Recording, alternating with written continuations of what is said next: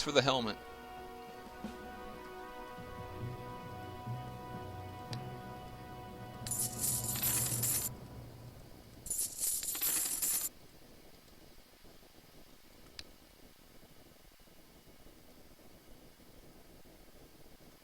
And he ran off.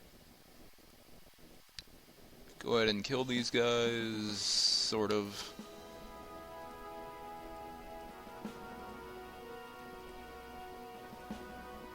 And that's what's left. Can you handle them? You can! And you took his sword.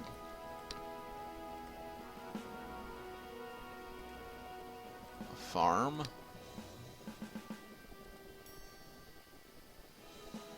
Tunic, which is totally useless. I do like abandoned farms, though, since, you know, +1 gold. Usually for very little defense.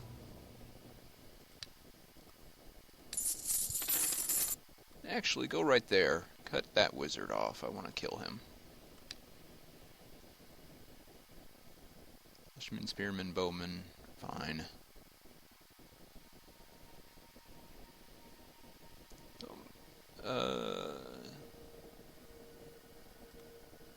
Oh, arrow thrower. Reward them.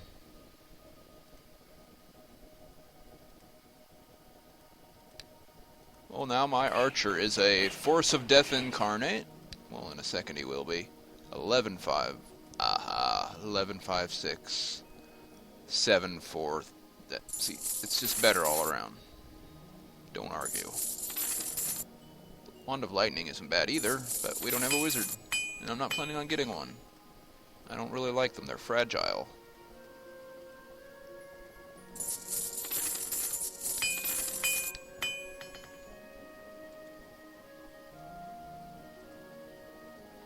There are wizards up there somewhere.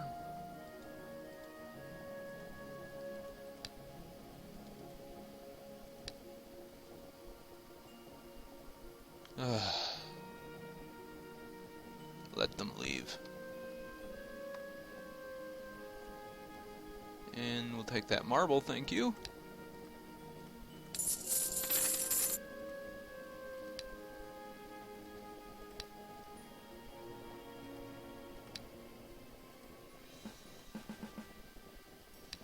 Sweet. Or defense.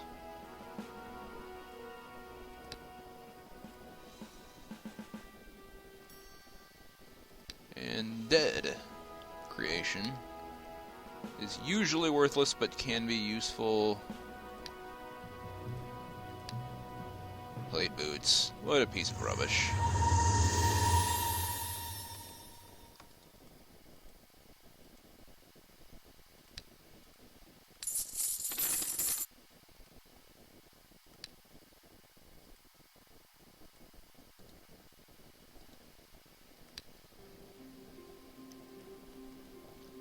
Crypt with undead.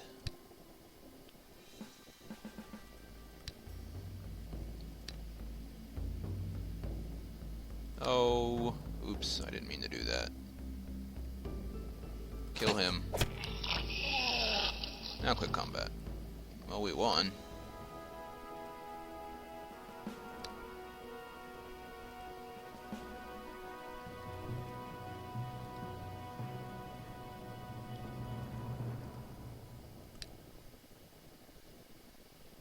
Distribute the gold among the province's population. It's good to have your followers be content, but I think I've already explained that. Increases growth.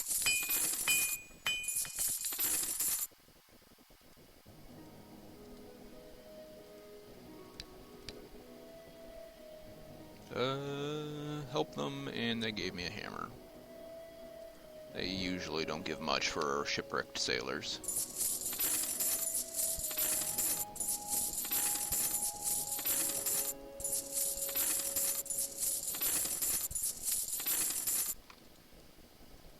And I just did you here. Hammer's not bad, though. It's pretty good for a starting weapon, but that's much better.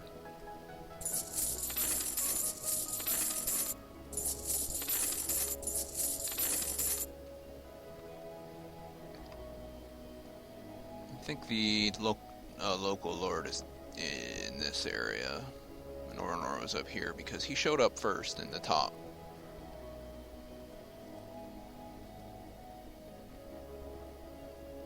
So you are going this way. Good job. Yay, blacksmith's bracelet. I don't need another super sword here.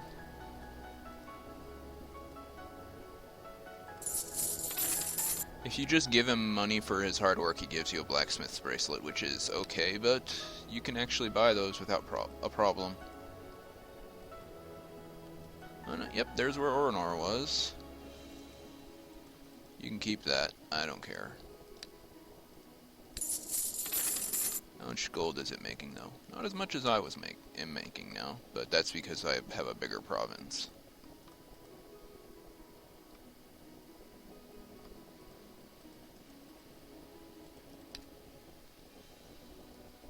Militiamen, bowmen, stuff like that there.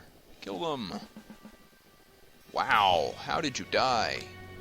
Even he's like, the enemy stands no chance, and then he dies. Oh, I never understand that. Just kill those minotaurs.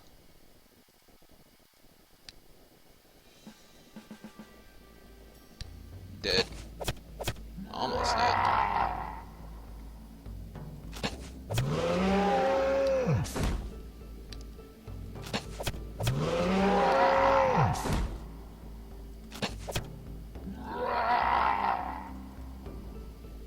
This is gonna hurt.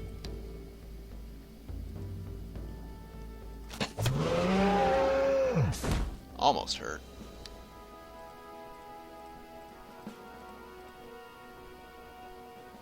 Assassin Stiletto. Infantry shield's a good find too.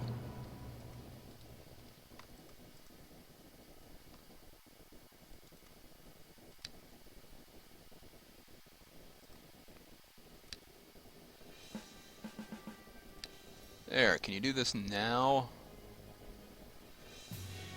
No. Forget it, forget it, forget it. Just keep them pinned in. That's all you need to do. Let them run. Giant spiders. Kill the giant spiders.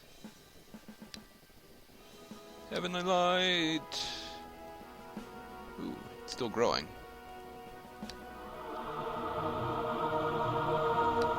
Grow faster.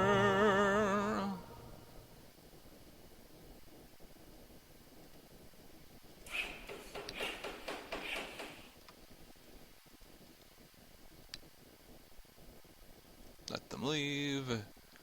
Ooh. Who is stronger now? 7, 13, 9.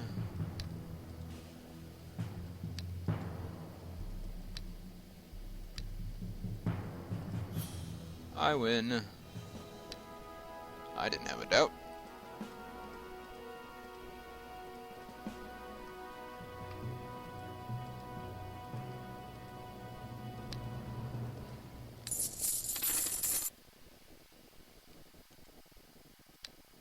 Kill all them. Hey, 300 gold. Hard to argue with that. And here's where they're hiding. Let's make an outpost.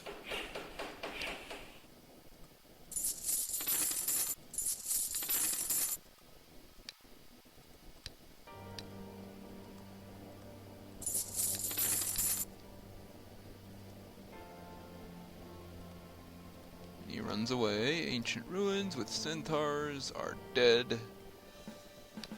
Die, centaur, die.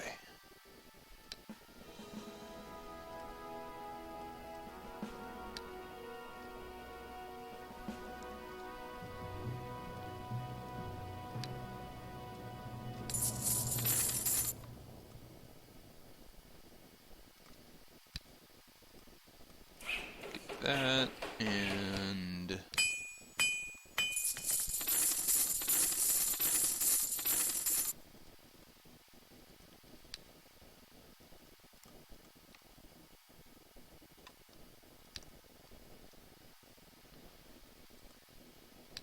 light infantry dead. And sieging.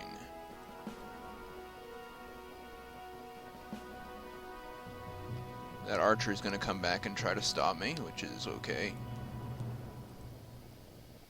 Tailor store.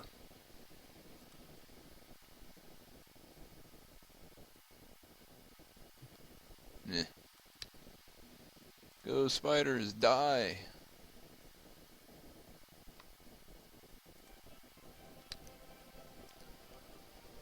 And the scout's trying to stop me now.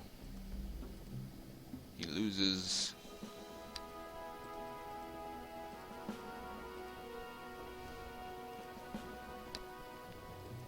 Yay, murder. And since their other two heroes are trapped up here, and they're not strong enough to break through my defenses, they're kinda SOL. So let's just do this. Oh hey. Yep, he ran off. Silver mine. Yay, silver for me.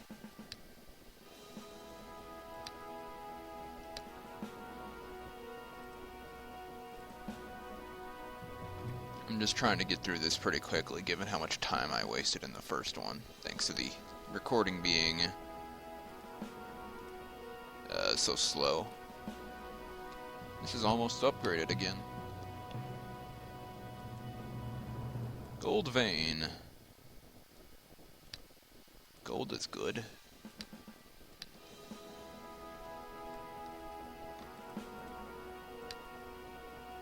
Ooh, paladin's gloves, not bad. How much is a gold vein worth? Plus 5. And silver is 2? 3, okay. I forget what's 2, but the windmill is 2 and farmland is 1. 1, 2, 3, 4, 5.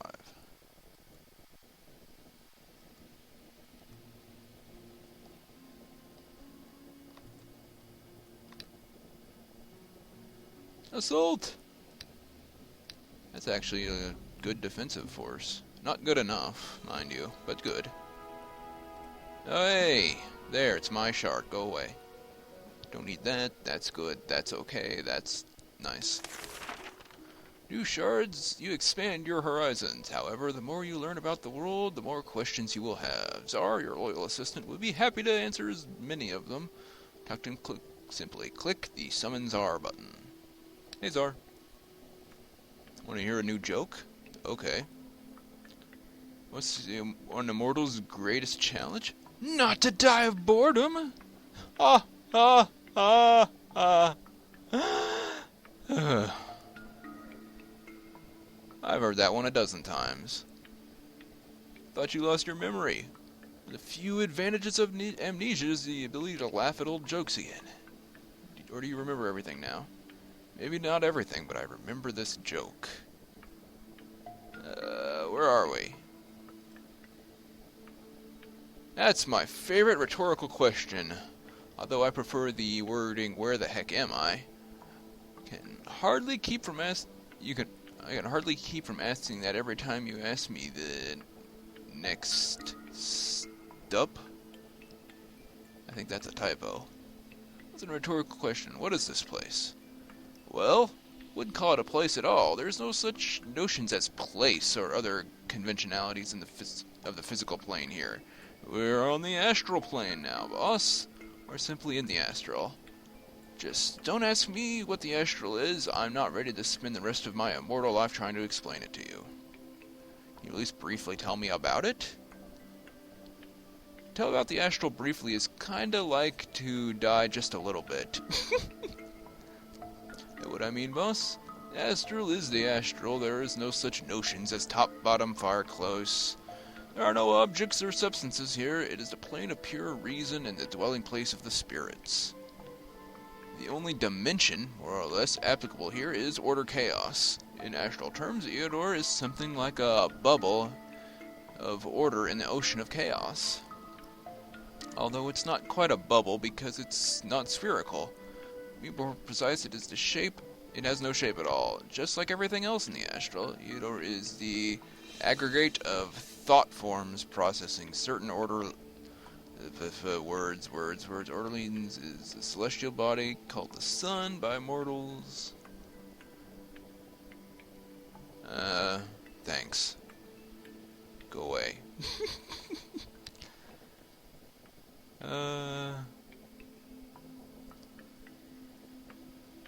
That.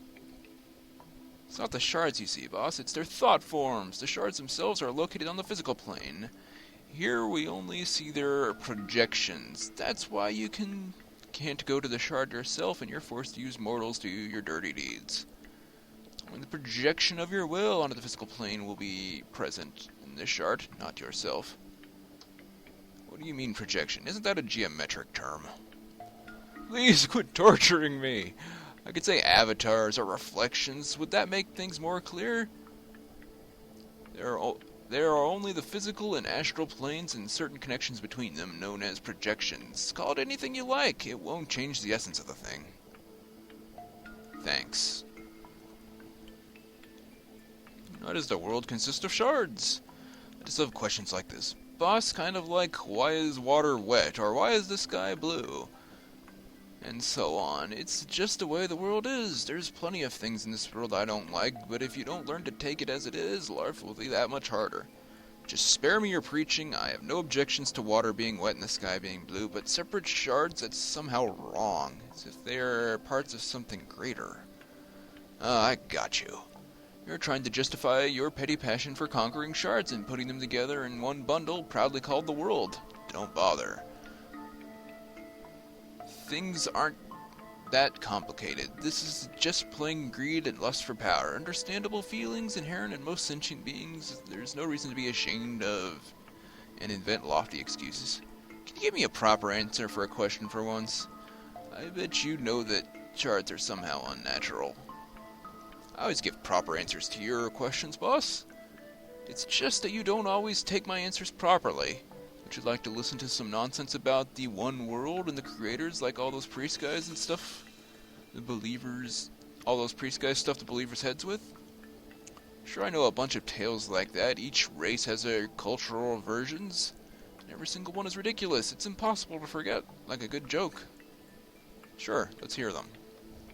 This is going to take a minute. As you wish. For instance, here's one.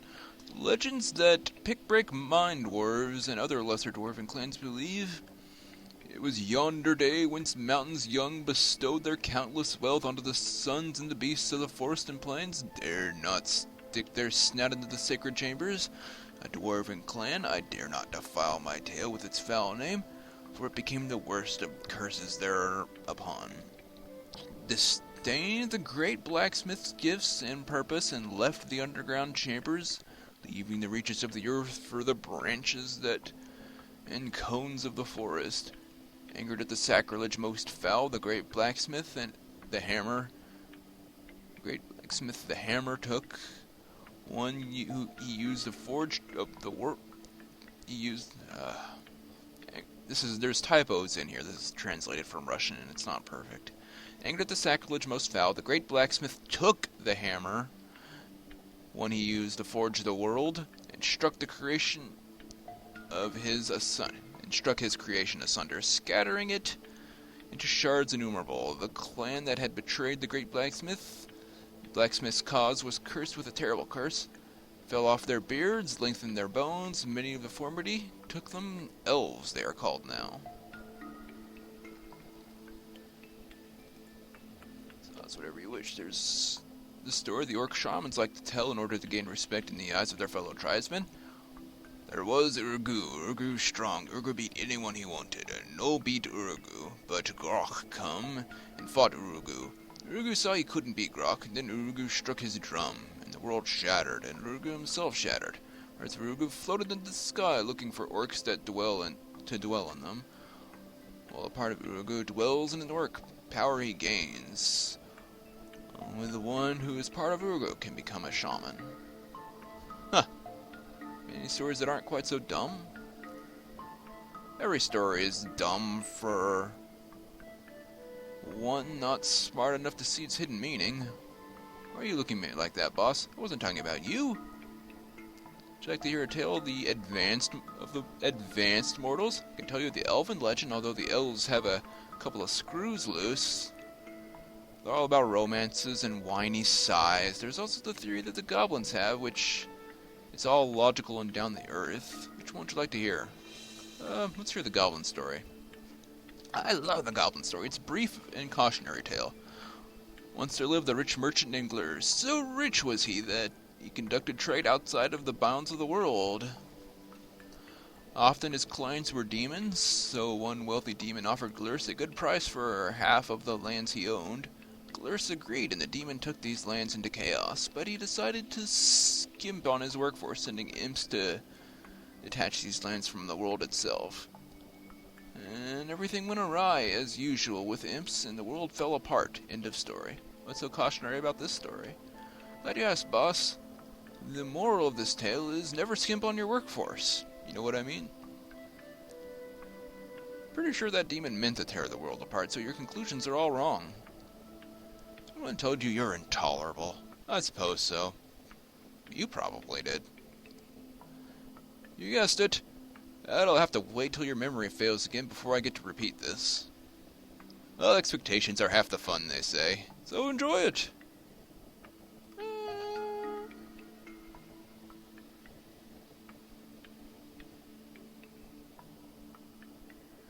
What if I use mortals other than humans to conquer these worlds? Not a good idea. Humans are the perfect choice. No other race will serve you as loyally. Why? It's all their mentality, boss. Humans tend to destroy everything they can't understand, and whatever they can't destroy, they worship. Being immortal, you're the perfect worship figure. Besides, humans can adapt to new living conditions like no other race. After a while, they'll destroy all the other races. Take my word for it. Goblins might be the only race to escape this fate, if any. Goblins, aren't they the most downtrodden race? Don't underestimate them, boss. Goblins are even more sly and cunning than humans are. These qualities are essential for survival. Perhaps I should use goblins to conquer the world? You're kidding. Why would they want you? Goblins don't worship anything or anyone except themselves. They're pragmatic and down to earth. The idea of goblin hero is as ridiculous as that of a dwarven teetotaler. Dwarven teetotaler. None of them would want to serve you for glory or honor any of the other junk humans are susceptible to. Gold is the only thing they might agree to serve you for, and they'll switch sides the instant someone offers more. Okay, so humans are the only reasonable choice.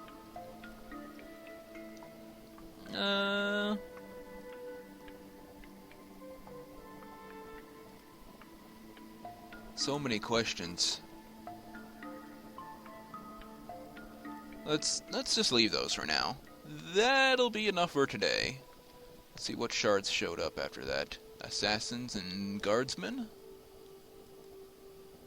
Monks, fighters, siege workshop?